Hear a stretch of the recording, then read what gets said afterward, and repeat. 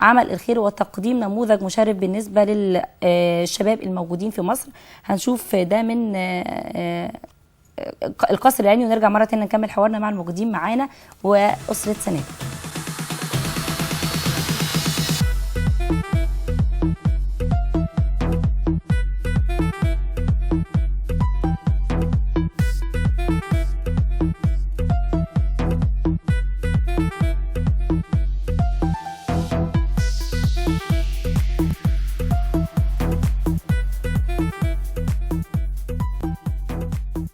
السلام عليكم، أنا اسمي بسنت محمود، أنا في سنة 6 طب القصر العيني من لجنة الدعاية والإعلان في أسرة سنابل.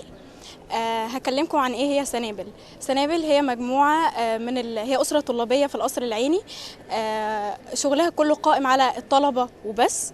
ويمكن هي دي مصدر وهو ده مصدر قوتنا.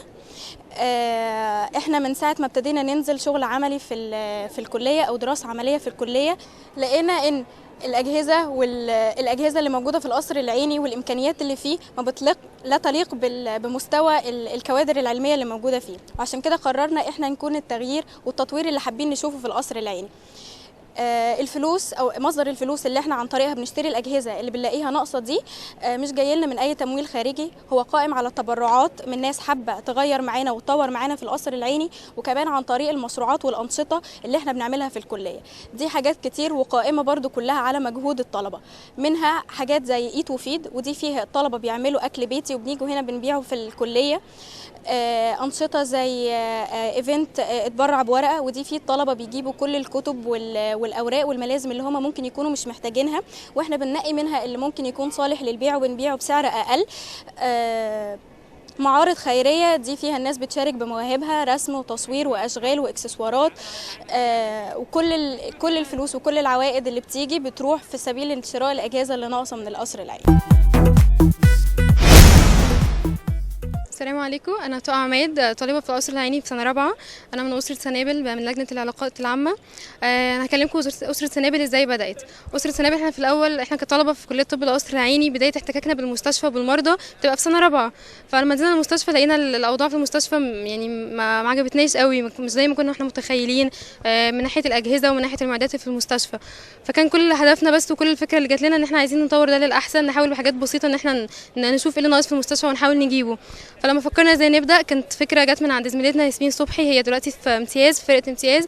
قالت ان احنا ناخد من كل واحد مننا جنيه، كل واحد بس يحط جنيه في الشهر، هيبقى اخر الشهر معانا مبلغ بسيط مش كتير نجيب بيه اي جهاز، يعني جهاز بسيط. اول ما بدانا جبنا اجهزه بسيطه قوي، اجهزه ضغط كانت في مستشفى النساء حطيناها، دي كانت بدايتنا، كانت بدايه بسيطه. وبعد كده مع الوقت استمرنا في الحمله دي، كانت حمله جنيه منك وجنيه مني نطور القصر العيني.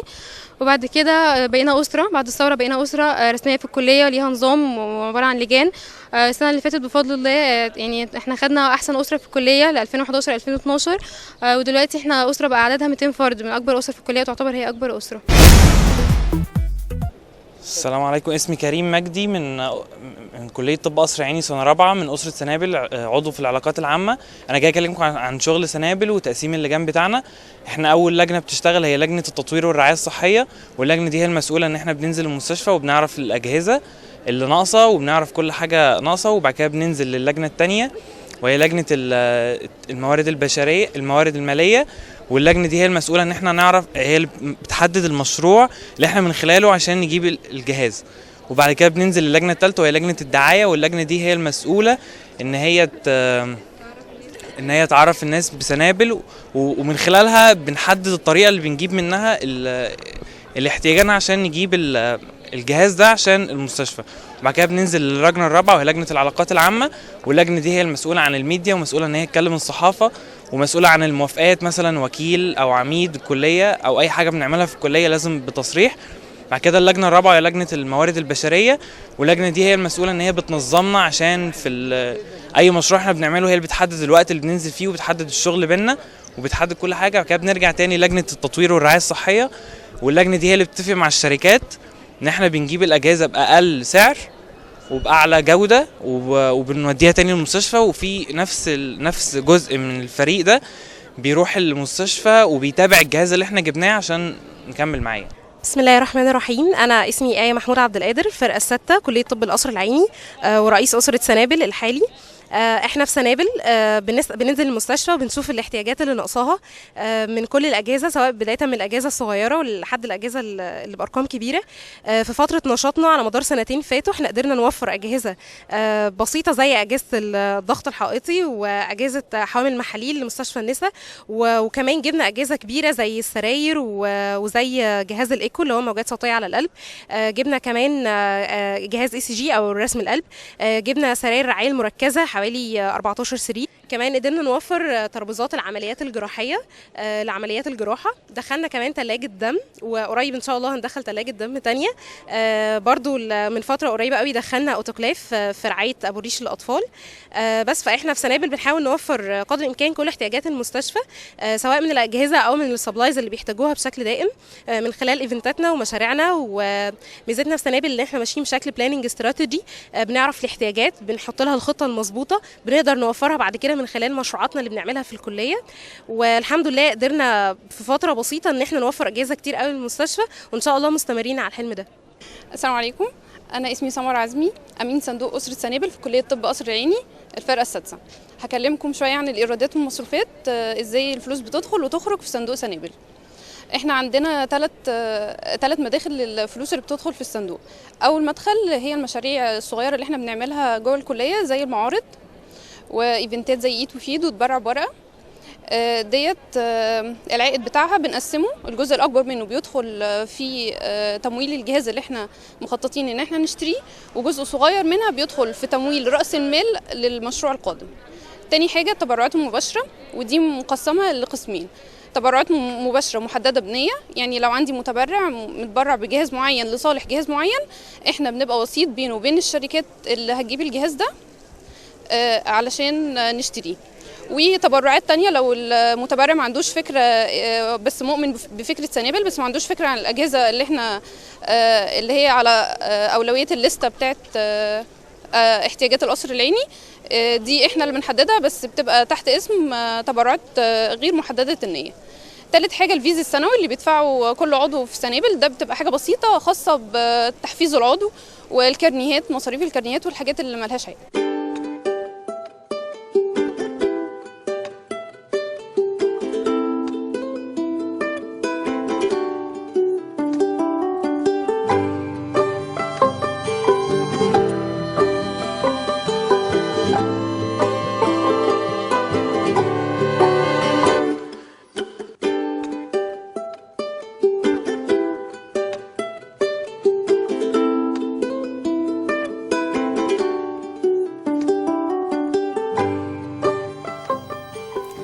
في إطار اهتمامنا بكل نموذج إيجابي موجود في مجتمعنا المصري، حبينا من خلال برنامجنا شباب اليوم إن احنا نلقي الضوء على كل ما هو نافع لمجتمعنا المصري.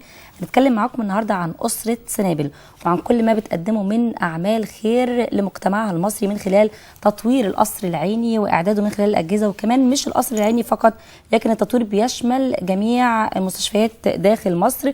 وكمان عايزة أقول إن من ضمن مشروعاتها أو من ضمن حملاتها من حق ابن بلدي إن يتعالج أحسن. كمان كانت انضمامها لصفحة خالد سعيد أو كلنا خالد سعيد. اسمحوا لي أعرفكم بضيوفنا اللي معانا النهاردة في استوديو شباب اليوم. معانا دكتورة آية، معانا دكتور محمود صبحي. أهلا بيك يا دكتور معانا. أهلا بيك. ومعانا أيضا دكتورة آية الله عبد القادر. ازيك يا آية، أخبارك إيه؟ الحمد لله تمام. في البداية كنا بنتكلم عن اسم أسرة سنابل. الاسم جميل قوي. قبل ما نتكلم عن بدايتها نتكلم عن اسمها جه منين يا دكتور محمود؟ اسم أسرة سنابل أصلا جاي من الآية اللي بتقول مثل الذين ينفقون أموالهم في سبيل الله كمثل حبة أنبتت 7 سنابل في كل سنبلة 100 حبة والله يضاعف لمن يشاء. احنا بنتكلم هنا عن البركة والمضاعفة وكده، عشان كده كان اسم الأسرة، غير إن السنابل ترمز للطلبة والشباب الصغيرين اللي بيشتغلوا كتير. تمام. بدايتها بدايه الاسره احنا طلبه في قصر العيني طبعا، كلنا اسره يعني طلابيه. من قبل الثوره ولا الكلام ده؟ لا الكلام ده كان تقريبا قبل الثوره بحاجه بسيطه. قبل الثوره بحاجه بسيطه. في الاول كنا بدانا كحمله، مجموعه من الطلبه عندنا حاولوا ان هم شافوا وضع المستشفى ما عجبهمش، في معاملات مش كويسه، الاجهزه مستوى الاجهزه اللي موجود قليل، في نقص كبير قوي في الاجهزه، فحاولوا ان هم يساعدوا، ان هم يبذلوا عليهم، فكانوا بداوا بحمله. ده عشان تدريبكم في مستشفى القصر العيني تحديدا يعني؟ هو واقعنا اللي هو بالظبط، احنا بننزل المستشفى فبنتعامل مع الواقع، فاحنا لامسين الواقع قوي. فابتدينا ان احنا نحاول نطور. عملنا حمله في الاول اسمها حمله جنيه منك وجنيه مني نطور القصر العيني. كانت بيج على الفيسبوك، كان كل طلبه بيدفع جنيه، كل طالب يدفع جنيه كل يوم، مجرد جنيه. هو مش هيفرق معاك حاجه، انت ممكن تصرفه وما تحسش بيه. فهو مجرد جنيه ما كانش هيفرق معاك حاجه. لكن في الاول قدرنا نشتري اجهزه ضغط حائطي لمستشفى النساء. وفعلا الجنيه اللي هو الحاجه الجنيه اللي فرق، بتتكلم عنها يا دكتور محمود دي فرق كتير قوي. فرق كتير، ما هو جنيه منك على جنيه مني العدد بيزيد اكتر يزيد اكتر يزيد اكتر. تنشر الفكره، انت مؤمن بالفكره فبتنشرها، بتتكلم مع طلبه اكتر، بتوصل. ففي الاول حاولنا ان احنا نبقى اسره بقى معترف بيها جوه الكليه علشان نقدر نعمل نشاطاتنا بشكل احسن، نعمل ايفنتات كده. لكن واجهتنا صعوبات كتير جدا، الكلام ده كان قبل الثوره. واجهتنا صعوبات كتير جدا ان احنا نعمل اسره، وانت ازاي عايز تعمل اسره خيريه وموضوع جمع التبرعات. ايه الصعوبات هنا طالما العمل عمل خيري بناء لصالح مستشفى القصر العيني او طلبه الجامعه؟ ليه الصعوبات؟ للاسف كان في تعنت شديد من اي جهه محمود؟ من الجهات المسؤوله في المستشفى عامه، ان احنا وفي الكليه ان احنا نبقى اسره ونجمع تبرعات. وحتى لما كنا بندخل اجهزه كنا بنواجه صعوبات كتير. محمود الفكره مين صاحبها؟ هو الفكره مؤسس الاسره وطالبه عندنا في سنه 6 ومجموعه طلبه عندنا في الاسره. تمام، يعني الفكره من الطلاب نفسهم في كليه الطب. تمام، نرجع لدكتوره ايه. دكتوره ايه، يمكن دكتور محمود قال انه في البدايه يعني حاول يلمس مجموعه الاجهزه الموجوده داخل مستشفى القصر العيني. انت لما شعرتي ان ايه اللي بينقص القصر العيني، شعرتي ايه اللي بينقصه، حبيتي ان انت تكملي بيه مستشفى القصر العيني؟ اول حاجه انا عايزه اقول ان القصر العيني من اكبر المستشفيات. أكيد طبعا. هو اكبر، يعني المستشفى اللي هي واخده شهاده انها اكبر مستشفى فيها 3000 سرير، القصر العيني فيه 5000 سرير.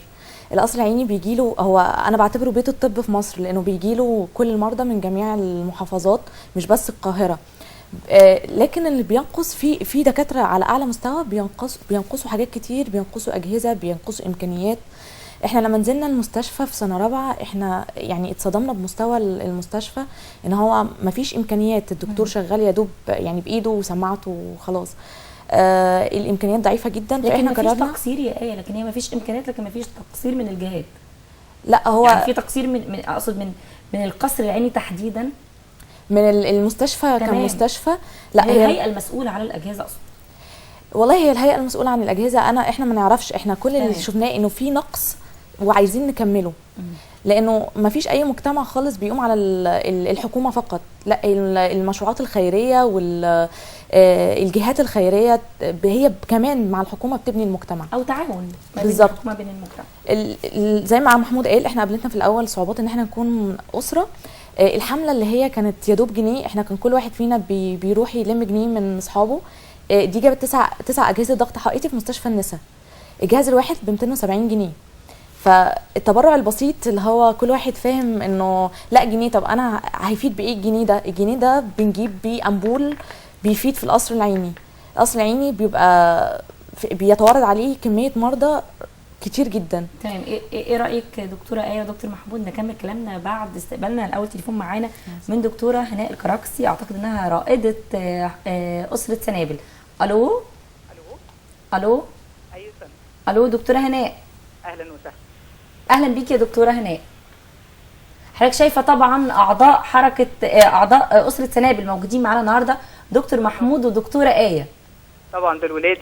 اكيد طبعا اكيد طبعا. حضرتك كلمينا عن الاسره بايضاح، بما ان حضرتك رائده الاسره. والله الحقيقه يعني هم اسره جميله جدا. انا سعيده وباشرف ان انا اكون الرائده بتاعتهم للاسره. هم في منتهى النشاط. وبعدين اللي انا بحبه فيهم الحقيقه حاجه مهمه جدا، هم بيقدروا يشتغلوا كفريق عمل متكامل، وبيتخصصوا كل مجموعه بتتخصص في جزء، مثلا جزء اعلامي، جزء في الاداره الماليه، له جزء في فنيات الاجهزه. الشغل بتاعهم الحقيقه على مستوى عالي جدا من الجوده.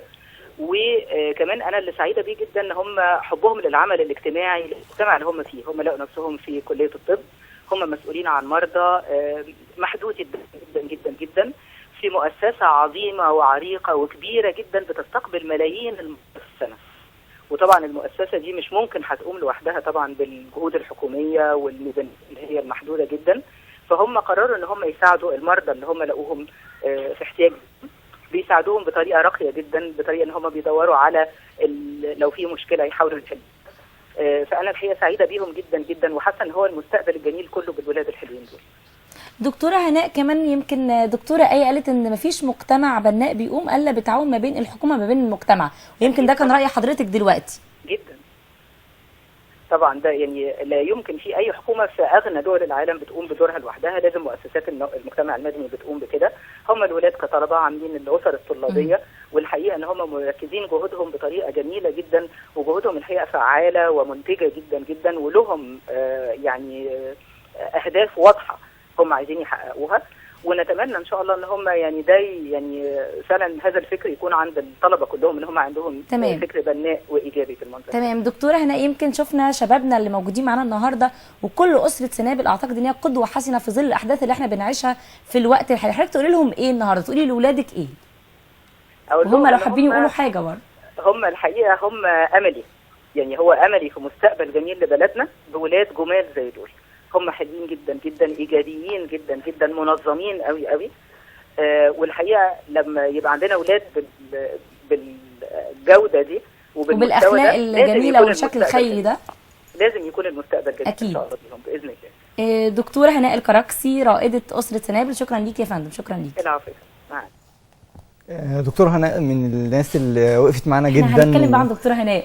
دكتور هناء اسره سنابل. دكتور هناء من الناس اللي وقفت معانا جدا وساعدتنا جدا بالتبرع المادي المباشر، وبالتبرع والدعم النفسي، باي حاجه كنا بنحتاجها على طول الدكتوره هناء كانت بتقف جنبنا. وقبلها برده كان رائد الاسره الدكتور حسين خيري برده ساعد كتير. دور رائد الاسره يعني من اهم الادوار اللي موجوده عندنا في الاسره، الدعم عامه في كل المشاريع يعني الدكتوره هناء كان اللي بتقدمه ليكم كان دعم مادي ودعم معنوي في كل الحاجه، مادي ومعنوي، وبتنزل في كل الايفنتات اللي بنعملها والانشطه بنلاقي الدكتوره هناء موجوده، وده يعني حافز قوي جدا لمعظم الطلبه ان هم يشاركوا معانا والاعضاء. ان هم كمان قالت كلمه جميله قوي، قالت دول شباب المستقبل القادم، وده اللي احنا بنأمله في شبابنا اللي بيسعوا لتكوين مجتمع بناء. يمكن قلتي لي في صعوبات قابلتك، ما كملناش كلامنا عن الصعوبات اللي قابلتكم في بدايه تكوين الاسره. زي ما محمود قال، احنا عشان قبل الثوره كانوا مانعين حكايه انه انت تلم تبرعات، رغم ان التبرع رايح للقصر العيني في صوره اجهزه او في صوره تطوير عامه. قابلتنا صعوبات كتير، فقررنا ان احنا ما نوقفش الحلم وما نوقفش الفكره، لا احنا هنعمل الفكره حتى لو كانت بشكل ودي. وجمعنا فعلا اللي هي حمله جنيه منك وجنيه مني نطور القصر العيني، وكان كل واحد فينا بياخد من صاحبه جنيه واحد. الجنيه البسيط ده جاب 9 اجهزه ضغط حائطي، الجهاز الواحد كان 270 جنيه. تمام. التبرع البسيط مش بس ان انت تتبرع بمبلغ كبير، التبرع البسيط هو ده اللي بيجيب الاجهزه. بعد كده بعد الثوره بدانا نكون اسره سنابل المعروفه في الكليه، واللي مسؤوله عنها الاول كان مسؤول عننا دكتور حسين خيري، وبعدين دكتور هناء الكراكسي. بدانا بعد كده ان احنا نشوف طرق تاني للتبرع. طب دكتوره كل حد بيحب ينضم للاسره، سهل قوي ان ينضم للاسره؟ يعني ازاي؟ يعني في مقاومات معينه لابد ان تتوفر فيه كي ينضم لاسره سنابل؟ طب هنتكلم عن ده عشان معانا ياسمين الاول من كليه الطب اعتقد. الو ياسمين. ايوه اهلا وسهلا. اهلا، ازيك يا ياسمين؟ اخبارك ايه؟ الحمد لله تمام. اتفضلي. انا ياسمين طالبه في كليه طب اصل عيني، وبصراحه متابعه الاسره دي من ايام ما كانت حامله، وساعتها ما كنتش مصدقه ان هم هيوصلوا اللي هم وصلوا له. بس انا عايزه اسالهم سؤال، هو انتوا يعني الحلم بتاعكم مثلا في خلال كام سنه ان شاء الله تعملوا ايه؟ لان انا عارفه التطور مش محتاج بس مجرد تبرعات، هو محتاج خطه كامله. فكنت عايزه اعرف انتوا ناويين على ايه بالظبط، وانتوا لو محتاجين ناس تساعدكم يعني غير التبرعات الواحد ممكن يوصل لكم ازاي ومحتاجين ايه؟ تمام، شكرا ليكي يا ياسمين، ويمكن ده كان هيكون من ضمن اسئلتنا. شكرا ليكي يا ياسمين، شكرا ليكي.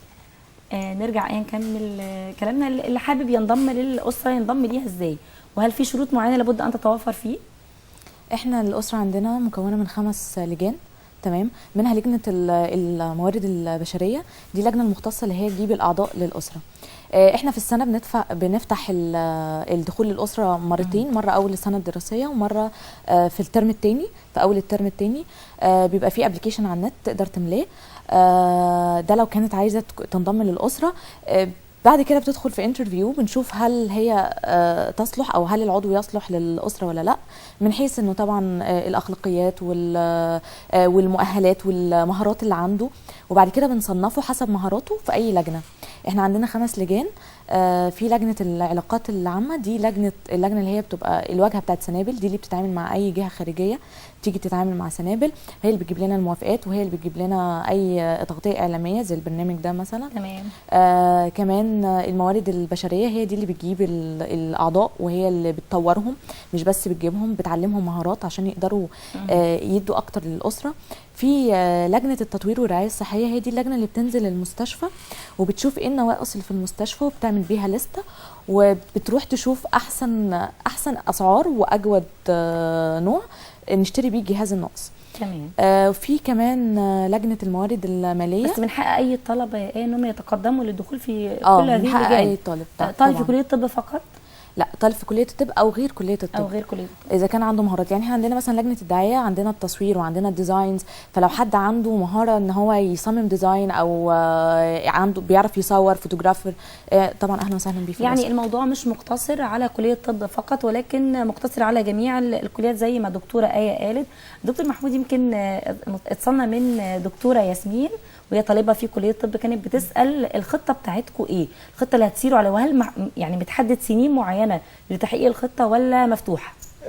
احنا هدفنا خلال الفتره اللي جايه، احنا هدفنا من اول تاسيس الاسره اتاسست على يعني هدف او حلم ان احنا نرقى بالمستوى الصحي، مش بس في مستشفى قصر العيني، انما احنا هدفنا من كل المستشفيات الحكوميه المجانيه الموجوده في مصر، لان فعلا القطاع الصحي محتاج تطور كبير ومحتاج تعاون من المجتمع ان هو يدعم المستشفيات المجانيه.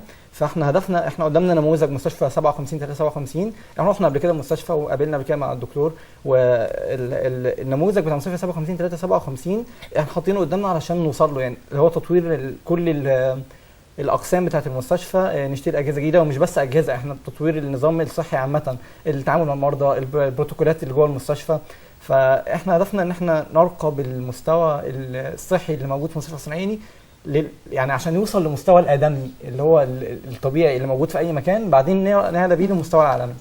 دكتور محمود، دكتوره آية معانا بعض الاجهزه المعروضه دلوقتي على الشاشه معانا دي اللي تم التبرع بيها لمستشفى القصر العيني، لو تحبوا تعلقوا عليها. هي ده المنظار الحنجري، كان من اول لمحينها يا آية ولا مش لمحينها قوي؟ ده كان من اول الحاجات اللي جبناها مستشفى منظار حنجري، ده يعني بيحتاجوه كتير في اقسام الانف والاذن والحنجره. تمام. دي برضو مناظير حنجريه. الموضوع كله حنجره ولا ايه يا محمود؟ ده سليت لام، ده بيحتاجوه في الحمد لله لقينا حاجه على مختلفه. أيوه. ده كان ايام في الرمد. محمد محمود، ده ايام ضربه وكده، كان في عيانين كتير جدا بيجوا مصابين في عينهم في مستشفى قصر العيني، وساعتها استعجلنا عملنا مشروع عملنا مشروع ساعتها كان سريع، علشان خاطر كنا محتاجين ضروري جهاز سليت لام موجود في اسم الرمد. دي كشافات اوضه العمليات اللي جت من حمله من حق ابن بلدي تعالج احسن. دي برضو الكشافات. احنا جبنا 4 كشافات من الحمله دي. الاوضتين بتوع العمليات اللي احنا جبنا فيهم الكشافات بيخدموا حوالي 2 مليون مريض في السنه، فكانوا يعني كانت المستشفى بحاجه ليهم جدا. ده شايفاه ايه؟ احنا مش شايفينه كويس. لا حاولي بقى. احنا بنعمل لك اختبار، حاولي. ده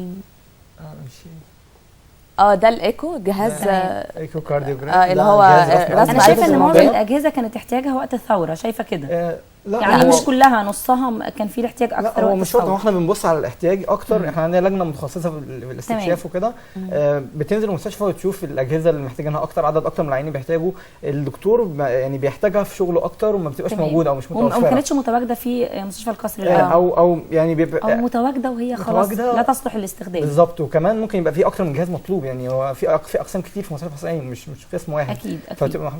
دي ترابيزه عمليات النساء، دي جبناها بتبرعات، لان مستشفى النساء كانت محتاجه ترابيزه مجهزه زي الترابيزه دي. دي ثلاجه الدم. ثلاجه الدم دي مشكله كبيره في مستشفى قصر العيني، ان بنك الدم يعني في مسافه كده بين بنك الدم وبين المستشفى، ففي نص العمليات بنحتاج اكياس دم على طول، فدكاتره الامتياز بيقدروا يروحوا ويرجعوا كده، ممكن الدم يبوظ في الطريق، ممكن مش عارف ايه. دكتوره آية، دي من ضمن انجازات اسره سنابل هنكمل على باقي الانجازات، لكن دي من ضمن الانجازات طبعا ان متهيألي حققتها في خلال قد ايه؟ احنا يعني من بدايه الانجازات دي كلها اتحققت في خلال قد ايه؟ هي الاسره تقريبا اتاسست تقريبا بعد الثوره على طول او بشهر تقريبا، فهي احنا داخلين دلوقتي تقريبا في سنتين. بس احنا عرفنا من ان كانت قبل الثوره متهيألي قبل الثوره بحاجه بسيطه كانت حمله تقريبا جبنا بيها بس الاجهزه الضغط وجنيه، وكان التبرعات جمعها صعب جدا. وان انت مش مشروع ليك ان انت تجمع تبرعات جوه الكليه، لكن بعد الثوره الامر اختلف. لكن بعد الثوره من اول ما اسسنا الاسره تقريبا بعد الثوره على طول. فقبل الثوره دايما اللي جبناها اجهزه الضغط الحائطي في اسم النساء.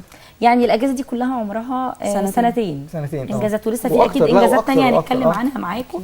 لكن معانا اتصال تليفوني من الاستاذ احمد صبحي. الو السلام عليكم. وعليكم السلام ورحمه الله وبركاته. الو كنت حابب بس ان انا يعني اشكر محمود واخويا. بصراحه يعني مثال لكل الشباب اللي بجد احنا محتاجينهم في الايام ديت، وخصوصا ان هم بصراحه بقالهم اكتر من سنه شغالين في المشاريع التطوعيه ومشاريع ديت، وكمان فكرهم متجدد بصراحه. يعني ما هو مش مجرد حمله اللي كانوا عملوها في الاول بتاعت جنيه منك جنيه منك، لا ده ابدعوا وعملوا افكار معارض وافكار مشاريع للطلبه انها تعمل مشاريع رسم ومشاريع حاجات يعرضوها ويبيعوها لبقيه الطلبه اللي هم الطلبه الغير قادرين. حضرتك تقصد استاذ احمد؟ بالظبط. لا، الطلبه الغير قادرين والطلبه القادرين، كل الناس اللي كان عنده موهبه في الرسم وكان بيعمل اللوحات بتاعته، اللي عندهم حاجات منتجات يدويه، المعارض اللي كانوا بيعملوها معارض خيريه بقى بيخرجوها للنور. بالظبط. فالحاجات مواهب بينموها والعائد بتاعها بياخدوه كمان يدخلوه في حاجات خيريه.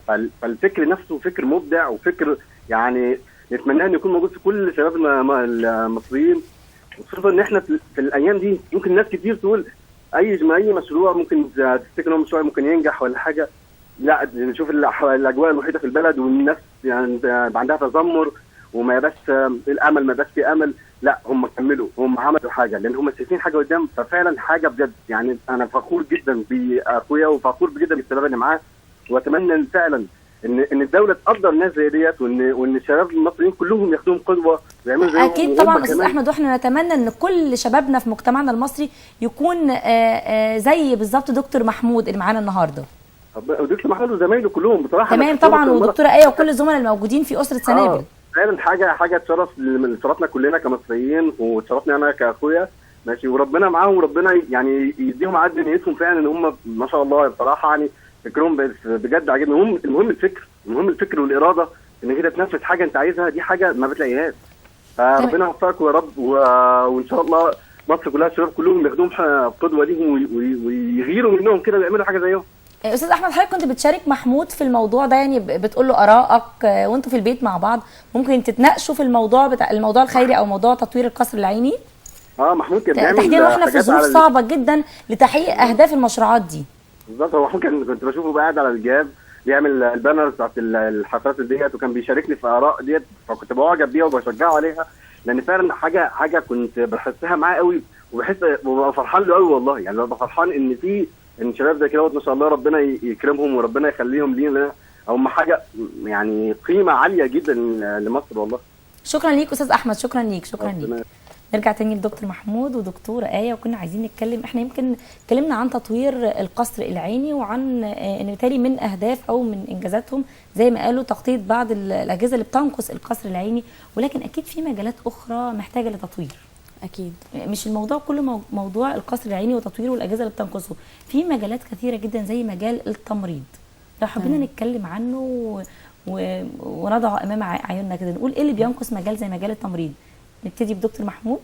عندنا في مستشفى قصر العيني من برضو الحاجات اللي يعني احنا عندنا فريق بينزل المستشفى وبيشوف الحاجات الناقصه وكده، فبنسمع شكاوي الدكاتره، فكتير من الدكاتره جدا بيشتكي من نقص التمريض. في فعلا اوقات بيبقى في نقص في التمريض، بيبقى مثلا 14 سرير وعليهم ممرضه واحده، بيبقى 14 سرير وعليهم ممرضتين بس. فموضوع التمريض من المواضيع اللي احنا برضو حطينا في دماغنا، لكن لسه محتاجين تخطيط، ولسه محتاجين، احنا تقريبا بقالنا سنتين بس، لكن قدامنا حاجات كتير جدا. احنا عايزين نرقب المستوى العام مش بس ده سؤال كان ياسمين، محتاجين لسه سنين كتير كمان.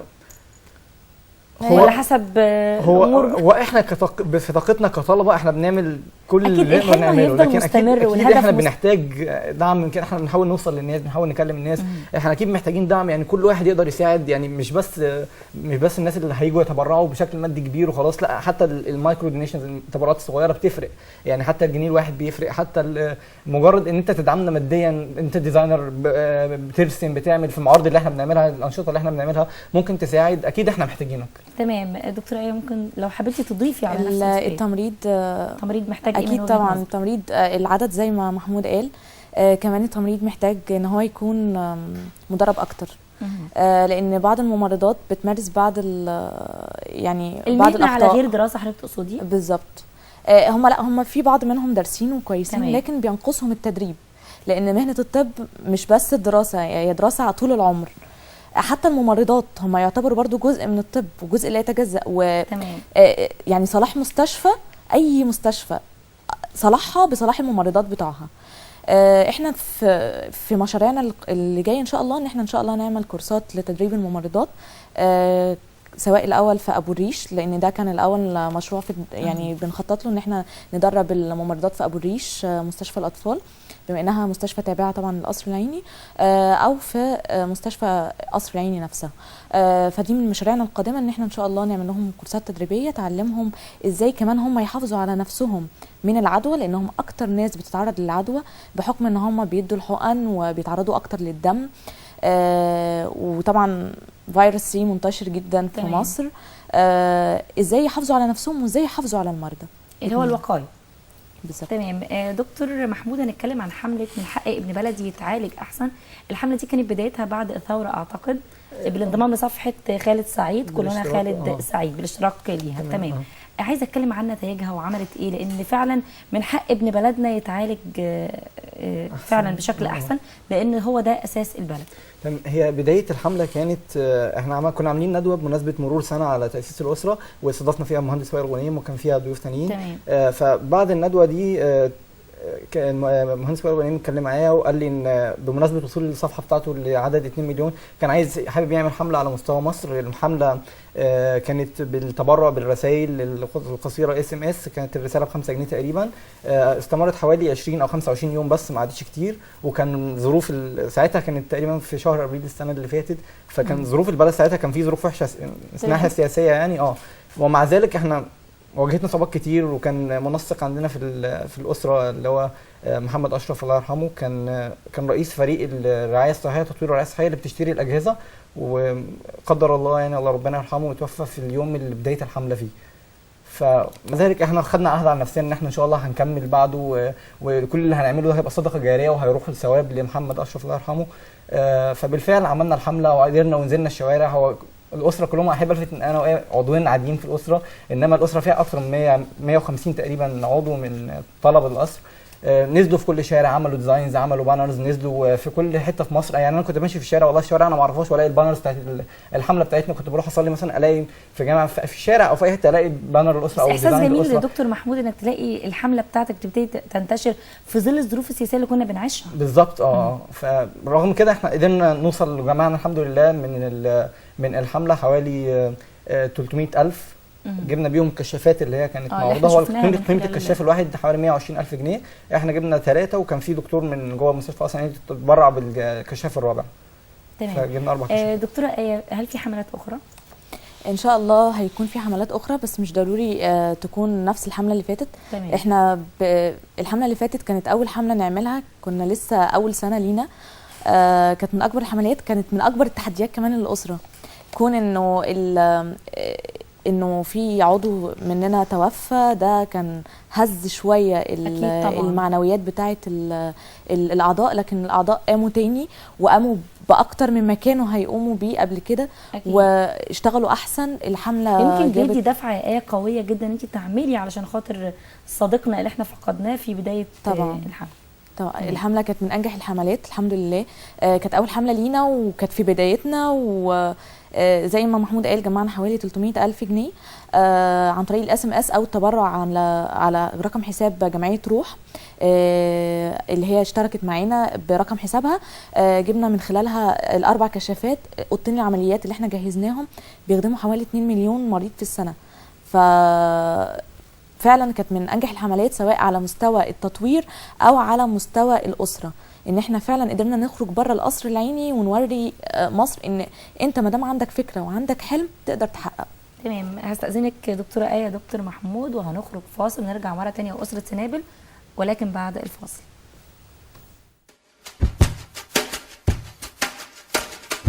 سنابل مجموعه طلاب في طب قصر العيني جامعه القاهره، حلمنا ان احنا نطور المستشفى وهنقدر ان شاء الله.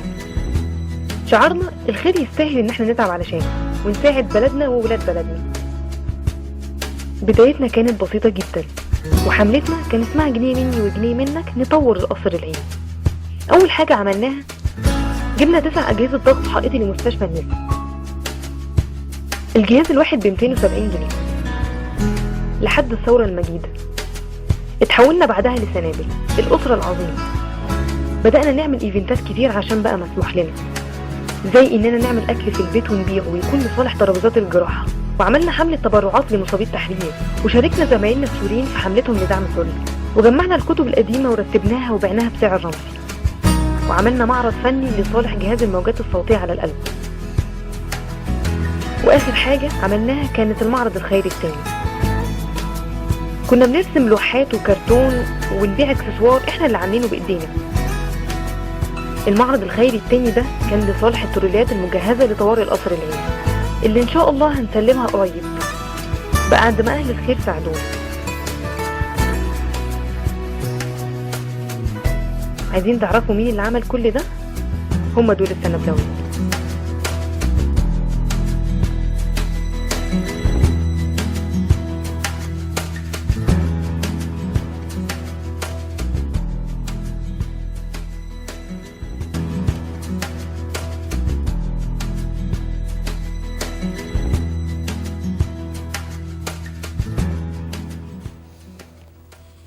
رجعنا لكم مره تانية ومعايا ضيفي الكريمين دكتور محمود ودكتوره آية. ما زلنا معاكم بنتكلم عن اسره سنابل.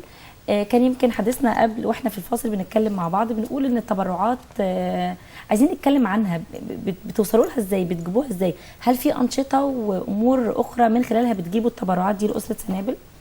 نبتدي دكتور محمود. احنا ما كانش ينفع ان احنا نعتمد بس على مجرد التبرعات المباشره بالذات في بدايه الاسره، فابتدينا ان احنا نعمل انشطه ان احنا ندخل فلوس للاسره. يعني احنا بنعمل نشاط جوه الكليه او في الجامعه علشان خاطر يبقى ايه مكسب خيري وعائد للاسره. ابتدينا بان احنا نعمل اول مشروع عملناه كان اي تو فيد. ده فكرته ان احنا بنجيب معانا اكل جاهز من البيت. الطلبه بالذات الطالبات اللي معانا في الاسره بيجيبوا معاهم اكل جاهز من البيت وبنبيعه في الكليه، والعائد بتاعه بيبقى رايح تبرعات. والناس بتبقى عارفه يعني ان هو الفلوس اللي هيدفعها او هيشتري بيها الاكل ده، انت بدل مثلا تدفع مثلا فلوس بتشتري، انت كده بتحتاج في الكليه انت تفطر، انت تشرب مش عارف حاجه. احنا بنعتمد ان احنا نجيب معانا اكل من البيت بيبقى جودته احسن حتى، وفي نفس الوقت العائد بتاعه بيبقى خيري، فانت بتاكل وفي نفس الوقت انت بتاخد اجر. وبكل ايفنت او نشاط بنعمله بنبقى قايلين للناس ان العائد بتاع الايفنت ده او المشروع ده هيبقى رايح للجهاز الفلاني. فاحنا اول ايفنت عملناه جبنا بيه الايكو كارديوجرام، جهاز الموجات الصوتيه بتاع القلب.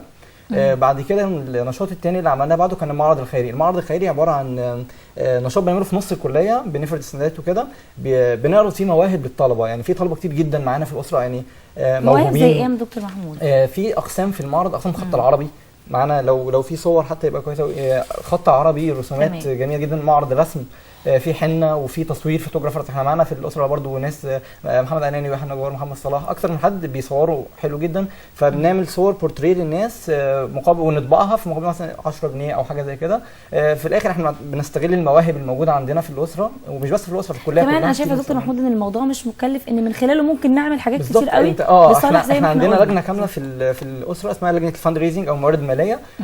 مش دي مش بس مختصه بان انت رقم حساب وتليفون وصندوق بيتحط في الكليه واللي عايز يتبرع تبرع مباشر او كده، لا مسؤوله انها بتنزل فيها تيم سبونسر شيب، بينزلوا يتفقوا يحاولوا يوصلوا لشركات او كده انها تبقى راعي المعارض بتاعتنا، بينزل بيعملوا يعني كل حاجه الطلبه بتعملها من اصغر حاجه لاكبر حاجه، حتى التصاميم، الاعلانات، الديزاينز، الموقع بتاعنا على النت.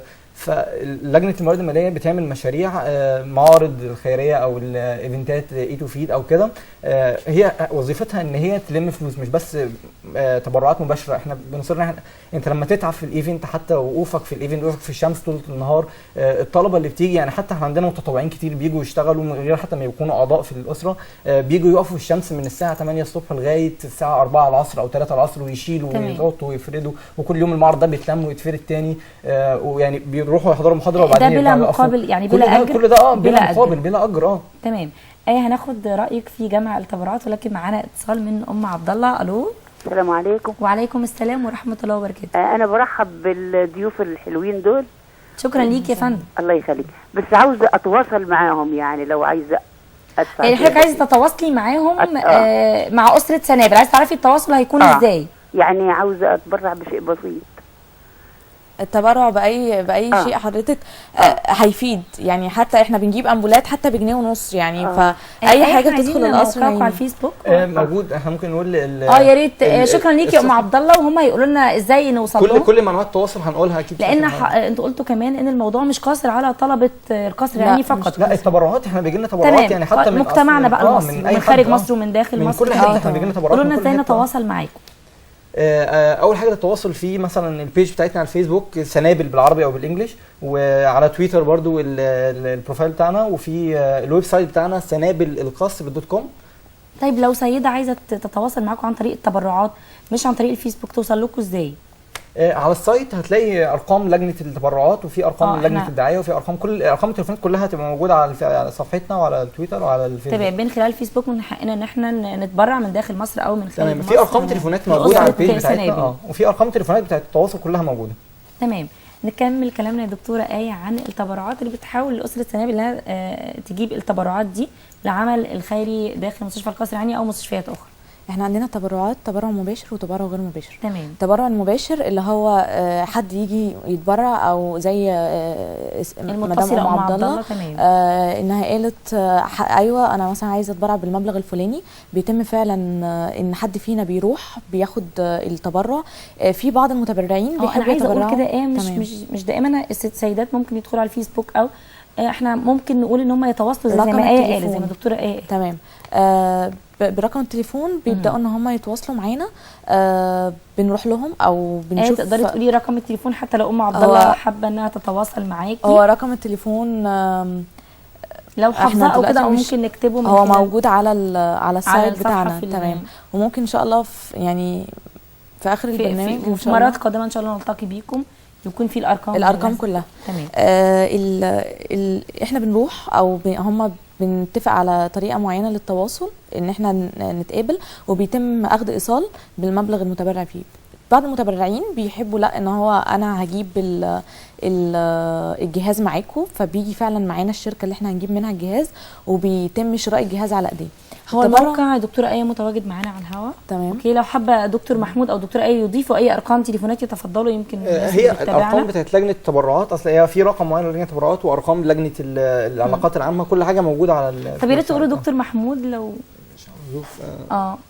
يعني هو من خلال الموقع او من خلال الصفحه بتاعتنا على تويتر. تمام. او على الفيسبوك هتلاقيه موجود. تمام. هو اللي متواجد معانا على الشاشه. نكمل كلامنا دكتوره آية عن التبرعات. ده التبرع المباشر، اما اما ان هو بالايصالات، او ان هو بيجي معانا بيشوف الجهاز نفسه وبيشتريه معانا. الحاجه الثانيه اللي هو التبرع غير المباشر، وده عن طريق الايفنتات اللي احنا بنعملها، سواء المعارض او الانشطه دي مش بس هدفها ان احنا نطور بس القصر العيني. احنا هدفنا احنا في الكليه عندنا ناس عندها مواهب، الناس دي مواهبها احيانا بتبقى مدفونه، احيانا ما بتطلعش، فاحنا كان هدفنا ان احنا نطلع مواهبهم دي ونستخدمها في الخير. ان انت ازاي تستخدم مواهب الشباب في الخير. هم بيجوا مثلا بالرسم او التصوير او رسم الحنه او اي حاجه من المعارض اللي عندنا. احنا عملنا معرضين وان شاء الله الاسبوع الجاي عندنا المعرض الثالث، وده هيكون من اكبر المعارض في الكليه ان شاء الله. كمان كان من هدفنا ان احنا يعني نساعد دي مشروعات الطلبه قادمه بتحاولوا انجازها من خلال اسره سنابل؟ احنا تمت اوريدي معرضين وفي المعرض الثالث.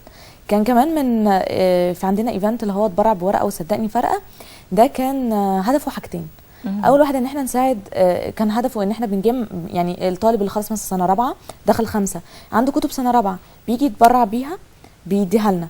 الطالب اللي هو مش قادر يشتري الكتاب بثمنه الاصلي احنا بنبيعه له بثمن رخيص، بحيث ان احنا بنفيد الطلبه اللي غير قادرين ان هم على شراء الكتب، وفي نفس الوقت الفلوس اللي هو هيدفعها دي هتروح يتم بيها شراء جهاز. وفعلا اول ايفنت اللي هو بتاع اتبرع بورقه وصدقني فرقه مع ايفنت المعرض تم شراء بيه 70 سرير 13 سرير ب 70,000 جنيه في رعايه اسم 5.